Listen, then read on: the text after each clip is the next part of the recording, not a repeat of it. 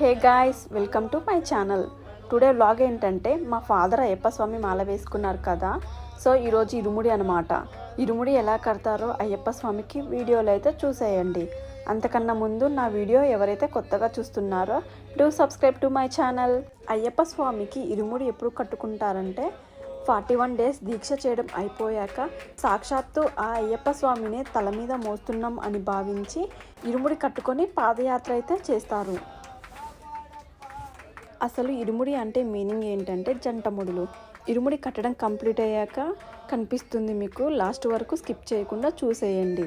పురాణాల ప్రకారం అయ్యప్ప స్వామి వాళ్ళ మదర్కి హెల్త్ బాగాలేనప్పుడు పులిపాలతో క్యూర్ అయిద్దని సాధువు చెప్పడంతో పులిపాల తేనికి ఎరిమేలి నుండి పాదయాత్ర చేస్తూ నెత్తి మీద ఇరుముడి కట్టుకొని బయలుదేరుతాడు. అప్పుడు ఇరుముడిలో అయ్యప్ప స్వామికి ఇష్టమైన ఆవు నెయ్యి కట్టుకొని వెళ్తాడనమాట. సో అందుకని ఇరుముడి కట్టుకునే వాళ్ళు కూడా ఒక కొబ్బరికాయ తీసుకొని దానిని నీట్గా క్లీన్ చేసుకొని పైన పీచు ఉంటుంది కదా అది తీసేసి, కొబ్బరికాయలకి కన్నులు ఉంటాయి కదా అది ఓపెన్ చేసి దాంట్లో ఉన్న కోకోనట్ వాటర్ తీసేయాలి. తీసినాక గుగ్గిలం వేసుకొని అంటే సాంబ్రాన్ వేసుకొని 1 డే బిఫోర్ నైట్ ఆరపెడతారు. నెక్స్ట్ డే నిండుగా పసుపు రాసి కుంకుమ బొట్లు పెట్టుకుంటారు. మా నాన్న స్వామి అయితే అలానే చేశారు. తర్వాత ఇరుముడి కట్టేటప్పుడు దాంట్లో ఆవు నెయ్యి పోసి, ఇరుముడి కట్టేటప్పుడు మనం తీసుకెళ్ళిన కొబ్బరికాయలో ఆవు నెయ్యి పోస్తారు. అలాగే మన ఫ్యామిలీ మెంబర్స్ ఎవరైతే ఉంటారో వాళ్ళతో కూడా పోయిస్తారు. తర్వాత విభూతి పెట్టి ఆ హోల్ని అయితే క్లోజ్ చేసేస్తారు. ఆ ఇరుముడిని ఒక బ్లాక్ క్లాత్లో పెట్టి దాంట్లో కాయిన్స్ అండ్ బియ్యం పోయిస్తారు. తర్వాత టైట్గా క్లోజ్ చేసి ఇరుముడి ముందు భాగంలో అయితే పెడతారు. ఇంకో ఇరుముడి ఉంది కదా దాంట్లో పూజ సామాన్లు పెడతారు. పసుపు, కుంకుమ, చందనం. అయ్యప్ప స్వామి మాల వేసుకునే వాళ్ళు పక్కా చందనం అయితే నుదుటి మీద పెట్టుకుంటారు.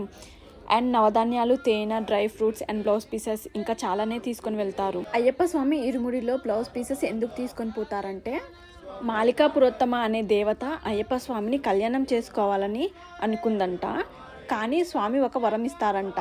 ఏ ఇయర్ అయితే స్వామిని దర్శించుకోనికి కన్యాస్వాములు రారో అప్పుడు తనని కళ్యాణం చేసుకుంటా అనేసి.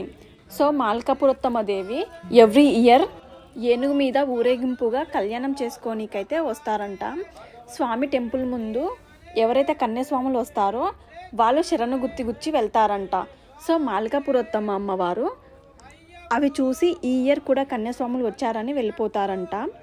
శబరిమలలో అయ్యప్ప స్వామి టెంపుల్కి దగ్గరలోనే మాలికాపురోత్తమ అమ్మవారి టెంపుల్ అయితే ఉండిద్ది.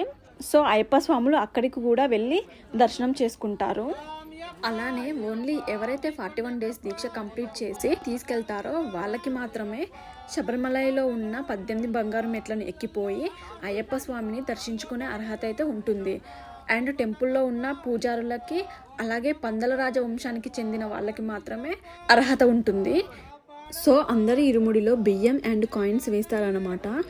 అలా వేసినాక గురుస్వామి వచ్చి ఇరుముడి గట్టిగా ముడివేసి పెడతారు.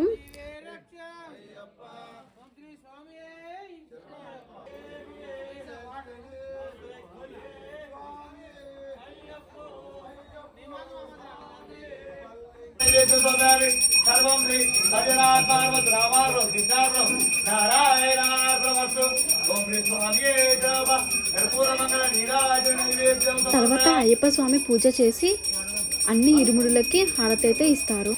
பள்ளிக்கட்டு சபரிமலைக்கு கல்லும் முள்ளும் காலிக்கு மெத்தை சுவாமியே ஐயப்போ ஐயப்போ சுவாமியே.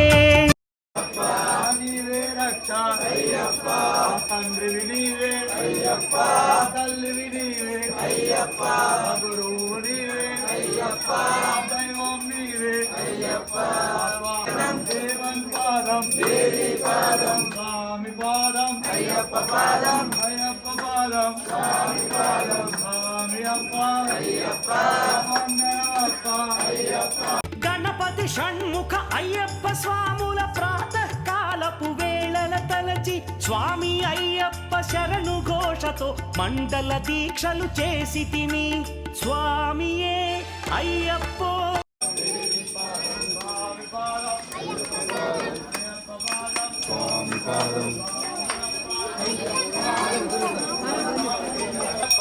తండ్రివి నీవే అయ్యప్ప, తల్లివి నీవే అయ్యప్ప.